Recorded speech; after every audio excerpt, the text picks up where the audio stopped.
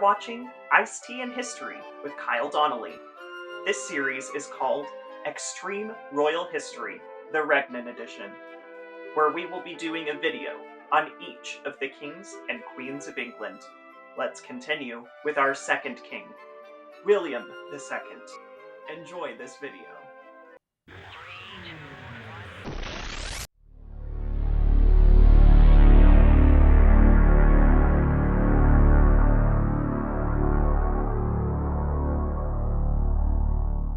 William II is also referred to as William Rufus for his red hair and complexion. William was the third son and namesake of William the Conqueror and Matilda of Flanders. Though his exact birthday is not clear after nearly 1,000 years, he was likely born in 1056.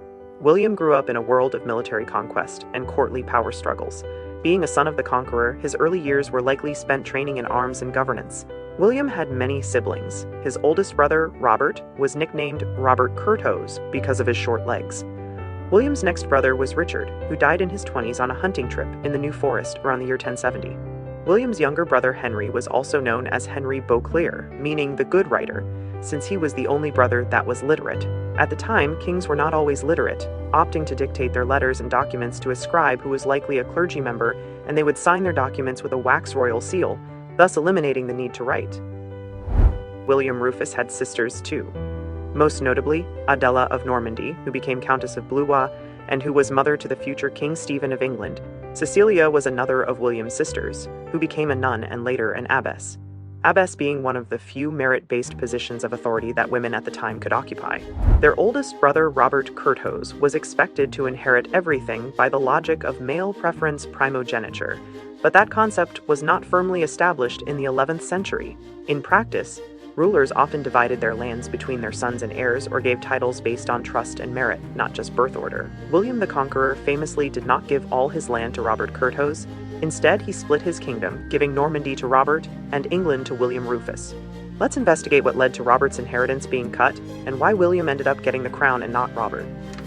Robert's transition to his father's bad side started when the princes were in their teens. Robert Curthose and his younger brothers William and Henry were guests in a castle where they were staying during one of their father's campaigns. According to the legend, Robert and his companions were in a room that presumably had a balcony that looked down to the spot where Robert was sitting. William and Henry, being devious little brothers, saw an opportunity to prank their older brother. They quietly snuck up to the balcony above and either urinated or dropped a chamber pot onto Robert and his companions below. Robert, enraged and humiliated, ran upstairs and began to beat his brothers. The chroniclers say the beating was so out of hand that the king was summoned to break up the fight. Robert demanded justice. When none was forthcoming from their father, Robert temporarily fled to the court of King Philip I of France, who supported Robert's cause against his father. He then staged a violent rebellion against William the Conqueror in 1077, severely damaging their relationship. Robert's rebellions against his father continued, and in a skirmish in 1079, William and Robert reportedly fought in person. Robert managed to unhorse his father, injuring and humiliating him. Relations between father and son never fully recovered. In stark contrast to his older brother, William Rufus never rebelled against his father and proved to be a loyal son. He would work closely with his father throughout the rest of his reign. In 1087, William the Conqueror suffered a terrible injury on the horn of his saddle. His injury would lead to his death a few weeks later. Upon the Conqueror's deathbed, he split his lands. Robert got Normandy, Henry Silver, and William Rufus became King of England. William was with his father when he passed, and immediately rode to England to claim the throne. In addition to the fact that Robert Curthose was disloyal, William the Conqueror's final decision to split his kingdom may have been influenced by the English barons and bishops, who favored Rufus for his firmness and clarity of rule. According to Orderic Vitalis, William reportedly said on his deathbed, "I dare not entrust the government of so many nations to Robert. He is proud and foolish, and given to idleness." While this may be colored by the chronicler's biases, it supports the view that William Rufus was the deliberate choice for the English throne. In particular, Lanfranc, the Archbishop of Canterbury, supported William Rufus's succession and crowned him king on September 26, 1087, just weeks after his father's death. Robert Curthose, now the Duke of Normandy, would continue to fight with his brothers after the death of their father. On November 3, 1090, the battle for Rouen began when William's allies attacked Robert. The town was filled with hand-to-hand combat. However, in February 1091, Rufus made a crossing over Normandy with an army. and Robert had to submit, so he formally recognized Rufus as overlord. The two decided to make a pact that if one died young without a legitimate heir, then the other would get England and Normandy. Henry was very upset because his brothers had cut him out of their inheritance with this deal. In retaliation, Henry captured Mont Saint-Michel in Normandy, which is a castle surrounded by fast tides. Getting word of this, Curthose and Rufus banded their forces together to surround and lay siege to Mont Saint-Michel. In a moment of compassion, realizing Henry had been beaten, Robert let him leave since Henry and his men had run out of fresh water. Rufus was furious at Robert for letting Henry go, even though one of Henry's knights had caught Rufus and shown mercy by letting him go. Robert explained that he could not let his little brother die of thirst. Later in 1095, there was a change in tides when Pope Urban II called the First Crusade to try and put an end to Islamic aggression, which was blocking trade and pilgrimage routes to the Holy Land. Robert decided to go on crusade and mortgage Normandy to Rufus, leaving him in control. Robert then left for Jerusalem in September 1096. Unlike his father, William II wasn't exactly a charismatic people person. As king, he was often at odds with his barons, and especially with the church. Part of the reason that William II has such a bad reputation is because at the time history was written by monks, and William was not in good standing with the church. He was accused by the church of greed and blasphemy. He would often swear by saying blasphemous phrases such as, "By the face of Lucca." In Lucca, Italy, there is a crucifix that dates back to the 700s and has a very lifelike face of Jesus, and that is the face that William was referring to. Saying by the face of Lucca made the monks think that William was more comfortable invoking idolatry than being pious. He is also noted to have exclaimed other blasphemous phrases such as, "God's wounds," or "by the cross," or "by Christ's nails," or other such exclamations that use elements of the Passion, which presumably offended many of the pious monkish reporters.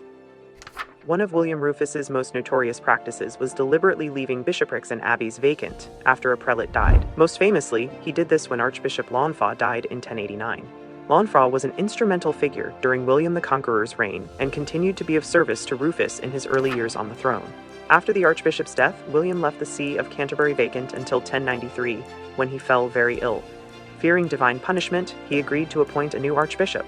The English church, eager for reform, chose Anselm, the abbot of Bec in Normandy, a renowned theologian, deeply pious, and an ally of the Gregorian reform movement, which sought church independence from secular rulers. Anselm was someone whose views would prove to be in deep contrast to the king's.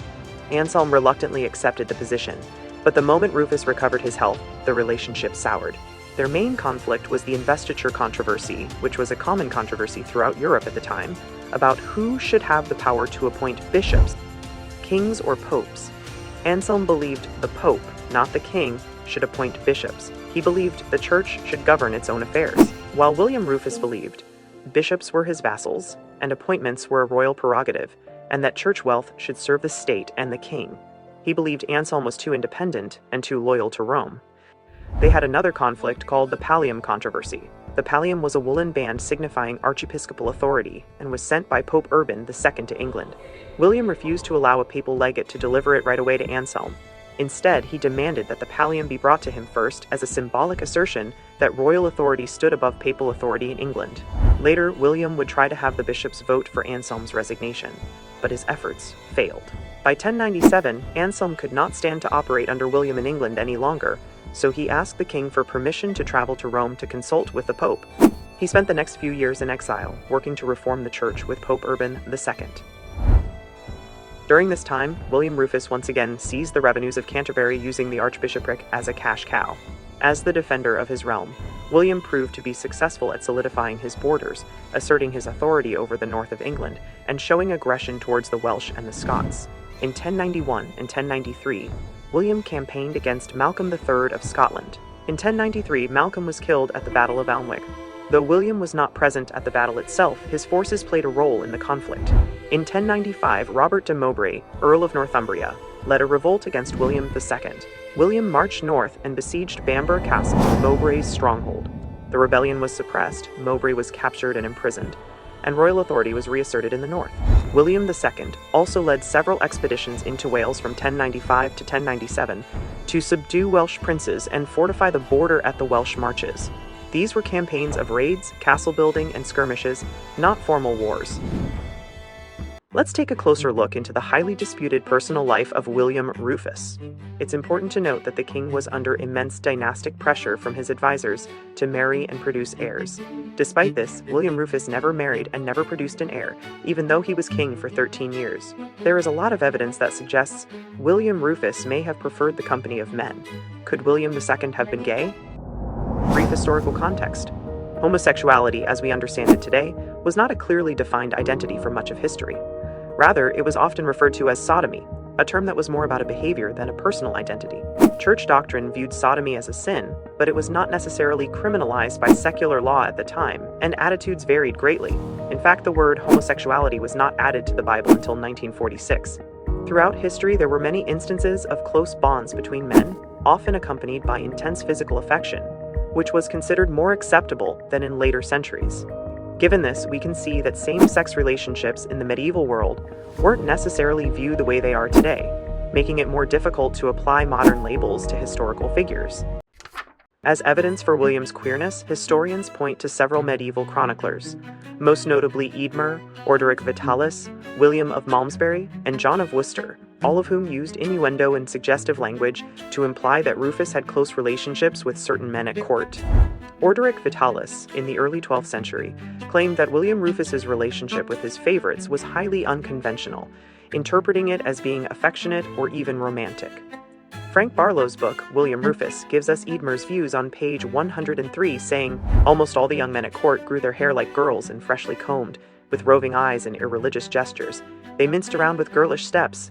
On page 104, he goes into detail about the account by William of Malmesbury, who wrote the book Gesta Regum Anglorum, also known as Deeds of the Kings of the English. Malmesbury had not seen William's court, as Eadmer had, but he wrote influential history. In his account, the noblemen around William Rufus were conspicuous for their effeminacy, citing, "Hair was worn long, clothes were luxurious, and shoes had pointed and curled toes. Young men rivaled women in the softness of their bodies, walked with mincing steps, and as they moved revealed their thighs. A band of effeminates, and a flock of harlots followed the court, so that the court of the King of England was more a brothel of catamites than a house of majesty."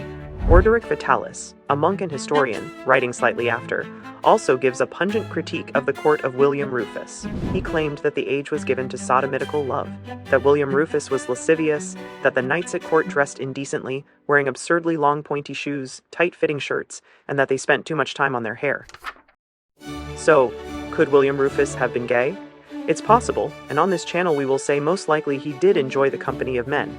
His refusal to marry after being on the throne for years and the absence of any known mistresses certainly suggests he wasn't interested in women in the way his contemporaries were. His brother Henry, for example, had over 20 illegitimate children, but we cannot rule out the possibility that William simply had no interest in marriage. He may have been wary of the potential complications that would come with a royal marriage, and he very well could have been asexual. Now, finally, let's discuss his death. The death of William Rufus in 1100 remains one of the most mysterious aspects of his reign. On the 2nd of August 1100, William took a group out hunting in the New Forest. During the hunt, he was shot by an arrow to the heart, shot by a nobleman named Walter Tyrrell, who allegedly mistook the king for a stag. William's brother Henry Beauclerc was also a part of the hunting party that day. Henry wasted no time once the king was dead.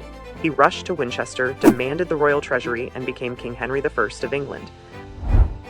The body of King William II was essentially left at the scene.